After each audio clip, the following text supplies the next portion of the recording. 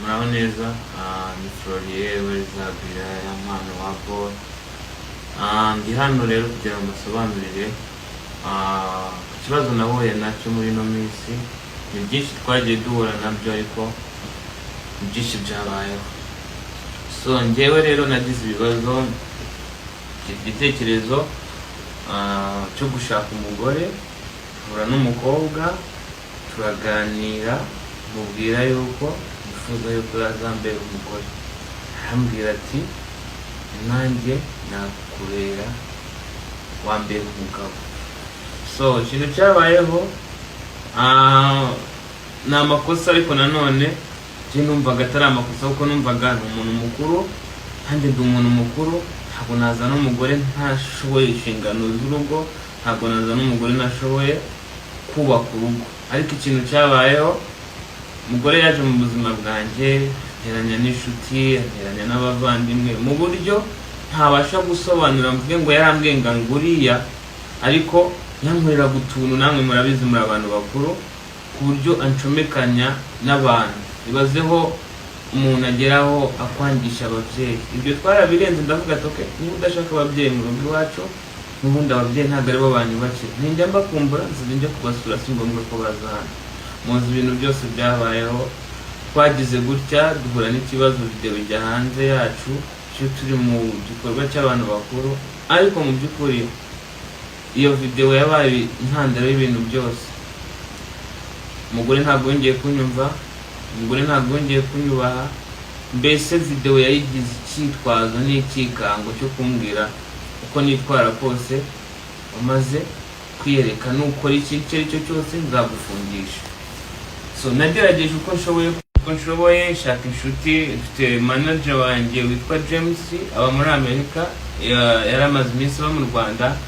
Mamagara James, mamagara mu rugo, turaza twiga ku bibazo bya hano. Ndababwira ati rero ikintu cyiza kitera akaduruvayo mu rugo rwa hano si uko turwana cyane, ahubwo tuba turi kuganira ku bintu runaka tutari kumvikana,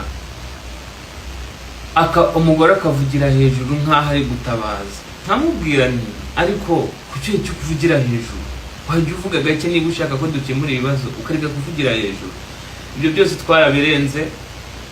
Noneho tuza kwiha umwanzuro wo kuvuga yuko umuntu niyongera gukora ikintu kitasobanutse icyo ari cyo cyose, buri umwe wese azavamo.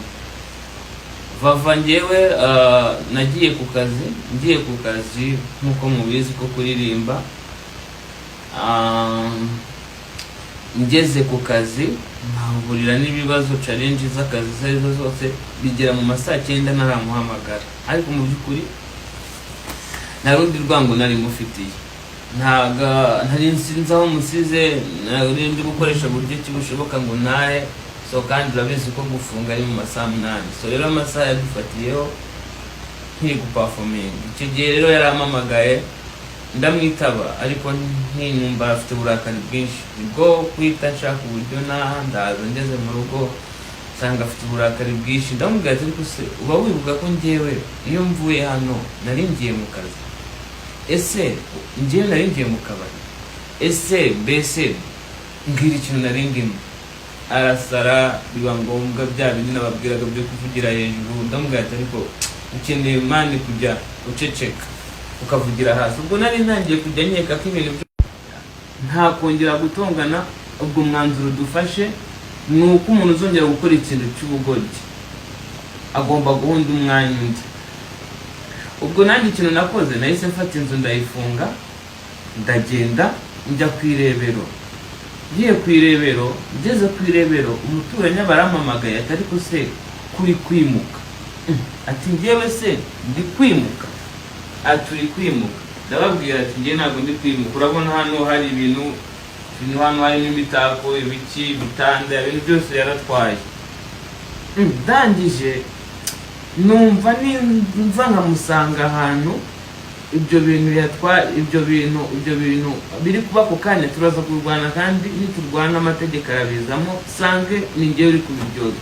Ikintu nakoze, nahise ngendera uko, nahise ngenda eri joro nibwo ikintu cyangaruye, nibwo nahamagawe na ribu, narindi higiriya Bukavu. Ubwo umuyobozi kuri ribo wanyandikiye ati turi gushaka umugore wawe yarakureze. Ndavuga ati ariko uyu muntu aranshaka hiki, ntibi bintu tubayeho, hari n'ibindi ntavuga kuko sindi hano kumurega cyangwa kumushinja, ariko n'umuntu wambaniye bitari byiza pe, mu buryo ntabwo yambereye umugore mwiza. Jewe Vava kigera mu buri buzima bwanjye bwese bumera nk'akayunguruzo katobaguritse. Buri kintu cyanjye cyose cyahise kijya ku gasozi. Ubwambure bwanjye, amabanga, uburyo nkoramo ibintu, nkagenda nkasanga inshuti zanjye zifite amakuru ntazi, kumbi ariko sinicinga. So icyo kintu cyo kujya kundega rero yakubisa agatoki ku kandi ati uya mpano ubuzima bwe ngomba kuburangiza. Sibyo nibyo, ubu mu mwaka umwe Vava mu mwaka umwe yakuyemo inda 3. Mwamwe mwumva icyo kintu, ibyo bintu mbirengaho, ndakomeza ndamukunda. Ntamvuga ati uyu muntu wenda ashobora kuba ari kwanga kubyara muri zino situation z'ibi bibazo by'amavideo, reka mureke simushyire kuri pressure, mureke. Ubwo ngubwo ikintu naketse, yaratwite, yarafite inda iri mu mezi 5, kandi buri gihe ashaka gukuramo inda arandiranje cyane, akanira stress, agashaka impamvu zituma ava mu rugo, akagenda akazagaruka inda yaravuyemo. Nukuri mu banjye bakunze b'imiziki banjye cyangwa abanyarwanda muri rusange, ibi bintu ndi kubabwira ntabwo ndi kubabeshya, niko kuri. Hari n'abantu bamuzi nk'ubu ntihabura umuntu uzivava ari kwita understanding ibintu ndi kuvuga. So ikintu nababwira, ni mwumva ngo nafunzwe cyangwa nagize ute, ntimugire ubwoba, ndahari kandi ndahari. Niyo banjyana, icyo nzi cyo nuko Uwiteka abereyeho guca imanza abana b'abantu niyo batabishobora cyangwa babera cyangwa batabera, ariko Uwiteka arahari ngo aducire urubanza. Murakoze kandi